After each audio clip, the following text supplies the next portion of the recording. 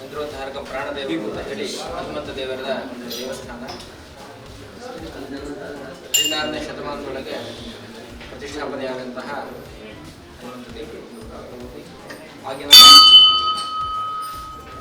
ವಿಜಯನಗರ ಸಾಮ್ರಾಜ್ಯದ ರಾಜ ಕೃಷ್ಣದೇವರಾಯ ಅಂತ, ಆ ಕೃಷ್ಣದೇವರಾಯನಿಗೆ ರಾಜಗುರುಗಳಾಗಿರ್ತಾರೆ ವ್ಯಾಸತೀರ್ಥರು.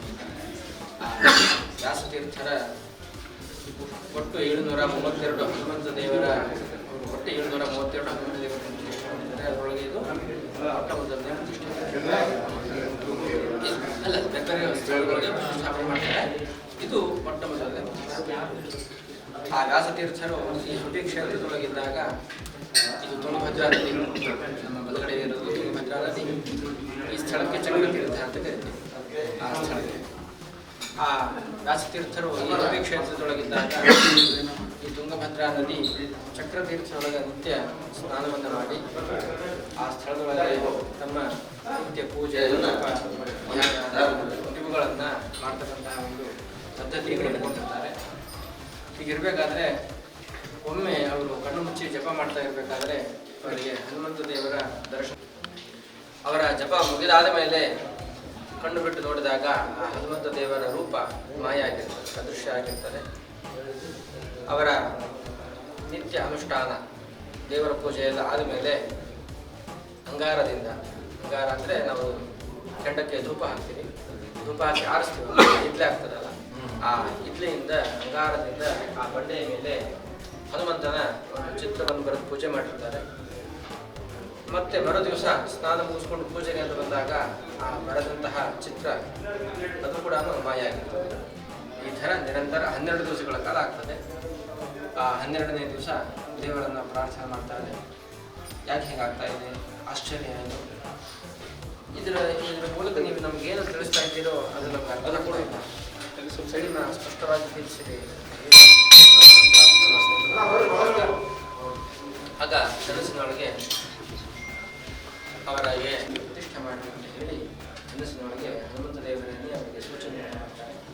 ಸರಿ ಅಂತ ಹೇಳ್ಬಿಟ್ಟು ಅವರ ದಿವಸ ಬಂದು ತಮ್ಮ ನಿತ್ಯ ಸ್ನಾನ ಪೂಜೆ ಜಪ ಆದಮೇಲೆ ಮನಸ್ಸಿಗೆ ಅದೇ ಅಂಗಾರದಿಂದಲೇ, ಅದೇ ಅಂಗಾರ ಹೇಳಿದ್ರಲ್ಲ ಶಬ್ದ ಅದೇ ಅಂತ, ಆ ಅಂಗಾರದಿಂದ ಬಂಡೆಯ ಮೇಲೆ ಹನುಮಂತನ ಈ ರೂಪದ ಚಿತ್ರವನ್ನು ಬರೆದು ಪೂಜೆ ಮಾಡ್ತಾರೆ. ನಾವೇನು ನೋಡ್ತಾ ಇದ್ದೀವಿ ಈಗ, ಈ ಥರ ಚಿತ್ರವನ್ನು ಬರೆದು ಪೂಜೆ ಮಾಡ್ತಾರೆ.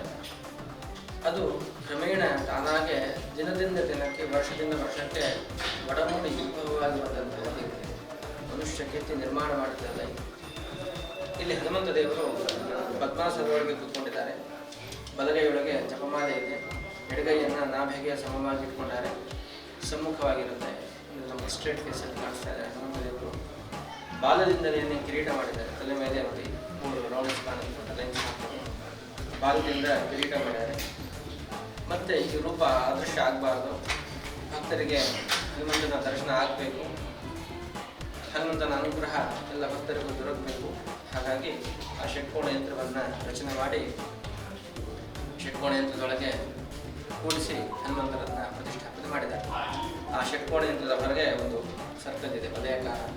ಅದರ ಹೊರಗೆ 51 ಕಮಲದ ದಳಗಳಿದೆ. ನಿಮಗೆ ಕೆಳಗಡೆ ಕಾಣಿಸ್ತದೆ, ಸಿಕ್ಸಾಕ್ ಅಕ್ಷರೇಖೆ ಹೋಗ್ತಾ ಇದೆಯಲ್ಲ, ಅದು 51 ಕಮಲದ ದಳಗಳಿದೆ.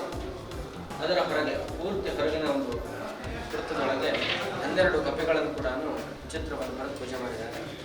ಆ 12 ಕಪ್ಪೆಗಳು ಕೂಡ ಯಾಕೆ ಹೇಳಿದರೆ ಅವರಿಗೆ ಏನು 12 ದಿವಸಗಳ ಕಾಲ ನಿರಂತರ ದರ್ಶನ ಆಗ್ತಾ ಇದ್ದಾರೆ, ಅದರ ಒಂದು ದ್ಯೋತಕವಾಗಿ ಅಲ್ಲಿ 12 ಕಪ್ಪೆಗಳನ್ನು ಕೂಡ ಚಿತ್ರವನ್ನು ಬರೆದಿದ್ದಾರೆ.